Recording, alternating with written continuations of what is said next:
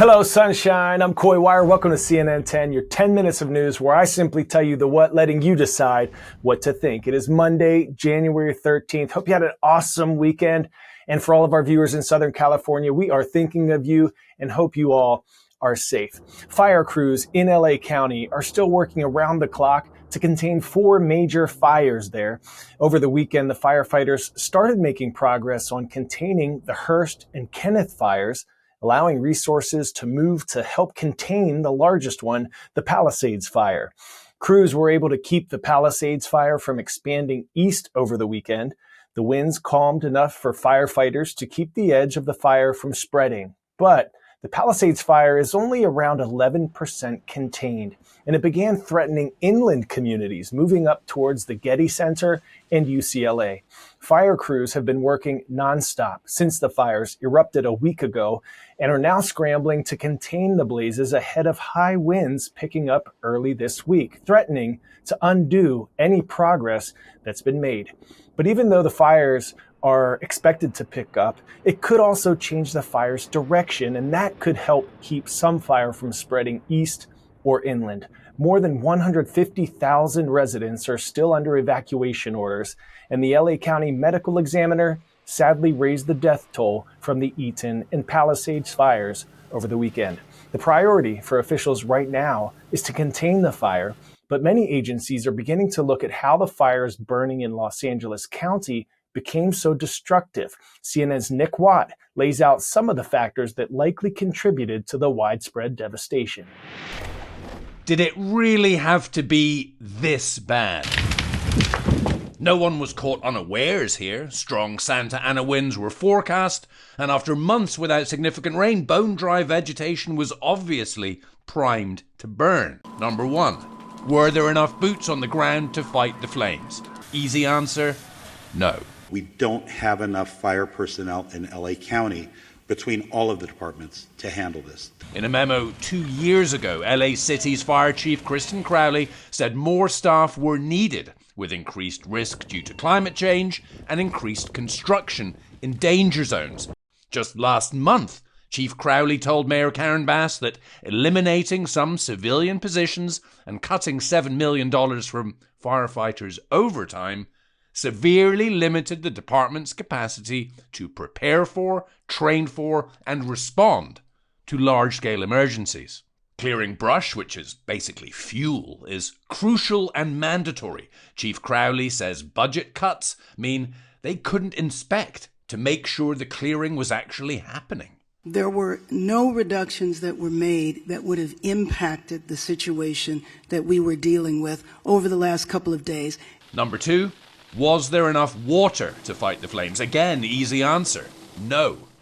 Multiple homes threatened. I need about 2 or 3 water tenders, and there were some engines. We got dry hydrants. 3 huge water tanks help boost pressure in the hydrants around here, but we were not able to fill the tanks fast enough because demand was overwhelming, and the Palisades is at the end of the city water system with narrower pipes with reduced flow. Some hydrants ran dry at absolutely critical moments, like 3 a.m. Wednesday. We've lost most of the hydrant pressure. Why was there no water in the hydrants, Governor? It's all literally. Is it going to be different next time? But experts tell CNN there's not a city water system in the world that could have flawlessly handled this. Now that we're in the 21st century, I think we have a new climate and we need to rethink our infrastructure. Number 3, are building codes to blame? Yes and no. Anything built after 2008 is subject to some of the strictest fireproofing codes in the country, but only about 5% of structures around here were built after 2010, according to CAL FIRE. And those codes generally do not require retrofitting. So the new mall in Palisades Village is okay, and the 100-year-old mall just across the road is gone. And acres of devastation with the odd new build home still standing. Number 4, power line problems. 6 years ago, the devastating Woolsey fire just east of here was lit, like many wildfires, by sparks from above-ground power lines in a Santa Ana wind. You could have 80-mile-an-hour winds, but if there's no spark, there's no fire. We don't know what ignited this week's fires, but according to Whisker Labs, there were multiple power line faults and sparks around the Palisades, Eaton and Hearst fires in the hours before they broke out. If power lines are below ground, they cannot start fires. The town of Paradise, destroyed in 2018 by fire, right now rebuilding with the power lines underground. Now, this was, as some officials say, a perfect storm. The high winds meant they couldn't fight this fire from the air for those first crucial hours, and in terrain like this, without air assets, you've a hand tied behind your back.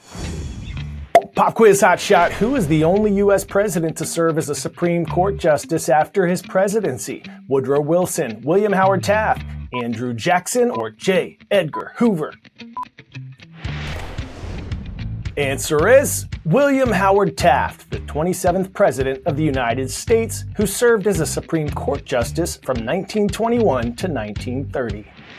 Now to the U.S. Capitol, where the fate of TikTok in the United States rests in the hands of the Supreme Court. The app's parent company, ByteDance, has made one final appeal to stave off a ban that's set to take effect on January 19th, unless the app is sold. CNN's Brian Todd shows us how the oral arguments played out last week and the potential impact a ban could have in the daily lives of users in the states.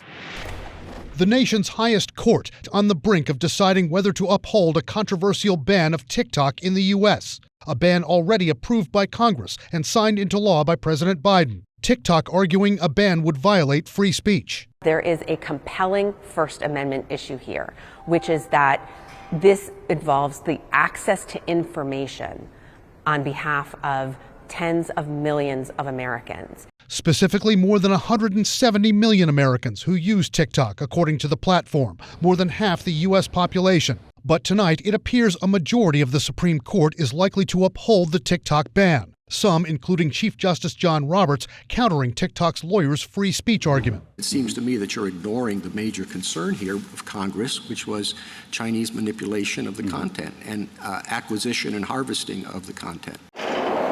TikTok is owned by a Chinese company that U.S. officials worry could be beholden to the communist government in Beijing and could conceivably help the Chinese regime spy on Americans. That the Chinese government could demand data from TikTok and that it is covertly manipulating content that Americans receive. TikTok denies that, saying it safeguards users' privacy.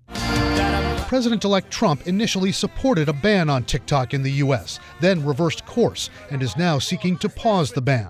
We love TikTok. I'm going to save TikTok. The TikTok ban in the U.S. could take effect on January 19th unless TikTok is sold to other owners. Once a ban takes effect, experts say, if you buy a new phone, you won't be able to download TikTok.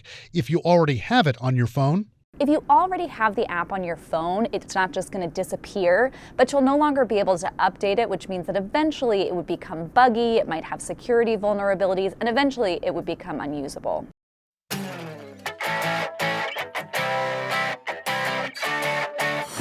Today's story getting a 10 out of 10 is a frosty scientific feat a million years in the making. An international research team drilled and retrieved an ice core from Antarctica that's over 1 million years old. The lengthy cylinder of ice is being called a time machine that captures loads of information from the past. The team will study the core in sections, and the researchers are saying this long piece of ice is an extraordinary archive of Earth's climate from the past 1,000,000+ years. And get this cylinder of ice is over 9,000 feet long. That's longer than 6 Empire State Buildings. It's no joke. That's a lot of ice. Now for the best part of the show, we're giving a special shout out to Lisa West Middle School in Little Rock, Arkansas. Jaguars, rise up. Let's dig in and make this a great start to the week. Hope you have an ice day. I'm Coy Wire. We'll see you right back here tomorrow on CNN 10.